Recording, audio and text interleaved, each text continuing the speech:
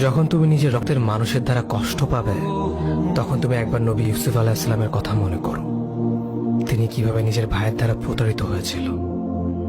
যখন তোমার বাবা মা না বুঝে তোমার বিরুদ্ধাচরণ করে, তখন নবী ইব্রাহিম আলাইহিস সালামের কথা মনে করো। তার বাবা তাকে আগুনে নিক্ষেপ করায় ভূমিকা রেখেছিল।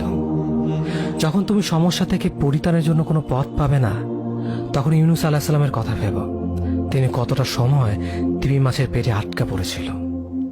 যখন তোমার নামে কেউ মিথ্যা অপবাদ ছড়িয়ে দেবে, তখন মা আয়েশা রাদিয়াল্লাহু আনহার কথা মনে করো।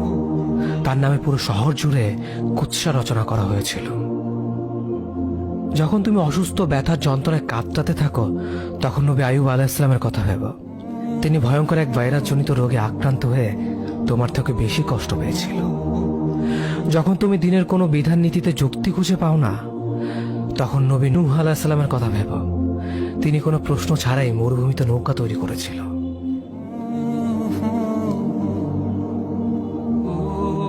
যখন তুমি আত্মীয়স্বজন, পরিবার, বন্ধু বান্ধবের কাছে হাসির পাত্রে পরিণত হও, তখন তুমি শেষ নবী হযরত মুহাম্মদ সাল্লাল্লাহু আলাইহি ওয়াসাল্লামের কথা ভেবো।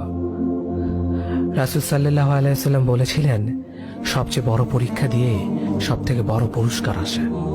যখন আল্লাহ কাউকে ভালোবাসেন, তখন তাকে পরীক্ষা করেন, এবং যে এই পরীক্ষাগুলো মেনে নেয়, সে আল্লাহর সন্তুষ্টি অর্জন করে। আর যে অভিযোগ করে, সে তার ক্রোধের পাত্র হয়।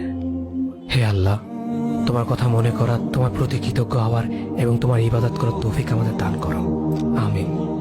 যেভাবে তুমি সন্তুষ্ট হও, সেভাবেই আমাদের পরিচালিত করো।